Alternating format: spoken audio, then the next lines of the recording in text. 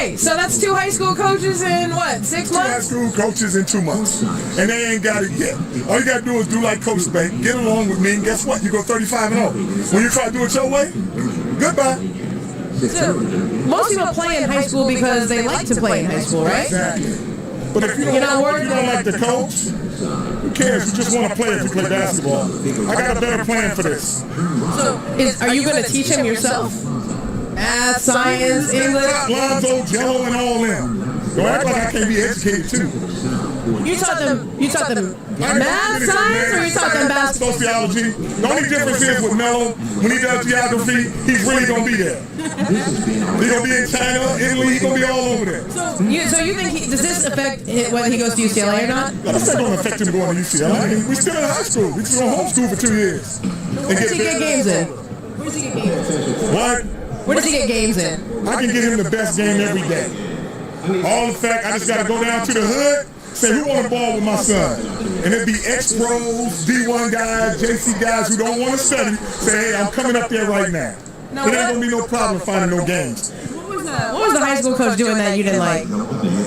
He started coming in there. He told Melo, oh, them 50 shots a game, you ain't got to worry about those no more. He came in with his own mindset like he going to change the whole program. I told him, we lost 3 games in 3 years. Come on, man. What are you bringing to the table? And some would say he's just coaching. He's not even coaching. He's just running all boys coaching. Where'd he come from? He said he played at Arizona. He said he played at Notre Dame, but he didn't tell nobody he sat on the bench the whole time and had to transfer so he went to Hampstead or something like that. Nobody knew about that school. My general thought is whoever takes that job knows that they got to deal with you. Why would somebody take the job? Everybody knows when they take that job, they got to deal with me. Who do they think built the program? Nobody knows about Chino Hills because the ball boys ain't there. And I started off by saying, you know what? My son ain't going to modern day and all these other schools. They're going to be right around the corner. Now, if you listen and get along with me, you're going to be undefeated. But once you want to do it your way and have your name on it and say, hey, it's me who did it, you're going to fall down. Does it feel like a risk to you to take him out of high school, though, and miss out on all that? Miss out on what? Going to prom, hanging with your friends. He can do that without going to school. All you got to do is walk down the street, they're going to hang with him anyway. All right, this is CJ back again with the GOAT Sports Talk. We're going to crank it up for October. I've been just trying to rearrange a few things, as you know, with Houston and the storm, and then trying to get back with, my regular day job and, getting things situated. So, it's going to be a hot month, man, as we know. Basketball has kicked off right now, and we have more news with the Ball family. Lavar Ball has taken LaMelo out of high school and will homeschool him for the next 2 years. I don't know how I really feel about that. I mean, I think that it's important for a kid to get good competition. And I think, within some of the different, tournaments that they would have, him learning to play with, his own teammates and get them, better to play off of him. I think that's very important. If you look at a guy like LeBron James, who was, way greater of a talent than, any one of LaVar Ball's sons, I think it benefited him to play with players that were, generally less talented than him consistently. And what I mean by that was his high school teammates at St. Vincent St. Mary, which basically I believe helped him be able to bring along less talented players and want to play with them and to lead them along, into the state titles and tournaments that he won while he was in high school. But I think that also translated into, the next level at the NBA level, and which he's been able to do the same. And I think that's something that you could learn by basically playing on, a high school team as being, probably the best player on your team. I know there's one other kid, I forgot his name, who's actually, highly ranked and pretty good on their team as well. But, however, at this point, LaVar Ball got the juice, no pun intended. And his son is in the league, number 2 overall pick, and is playing for the Lakers. So at this point, who could tell him what he's doing with his son is, incorrect if he feels like he can help his son. Now, one of the things I did like that he said about his son was that he's going to help his son get stronger.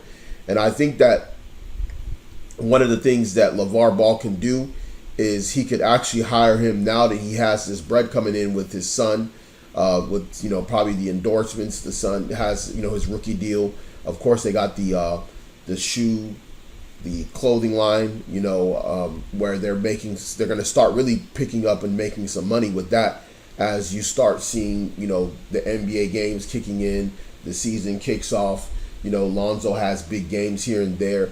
That's going to continue to improve their brand. So he can afford to get, a high-level trainer to help Melo get stronger, because no doubt about it, I think Melo has talent. But, one thing I realized with the Ball family is, especially with probably, I would say more with LaMelo, is LaMelo doesn't appear to be that, I wouldn't say he's not athletic, but a lot of times I think he needs to improve his form, and everybody knows. You see how he plays; he's kind of his form is funny, And you got kids going through growth spurts. We understand that, but you got kids that are going through growth spurts and they're playing, and they don't look as non-fluid as he does at times. And I think that can be improved by having a proper personal trainer. I don't know if that's what he's going to try and improve, is his running form, his strength, his dexterity, his balance. Those are all things that he can work on. He doesn't necessarily need to get swole, but working on those type of things can help him improve him big time in the next couple of years. I think at the end of the day, I think this is also when a kid already has been agreed to a big time school like UCLA, and he has 2 more years left in school, it takes away the drive of wanting to continue playing high school ball.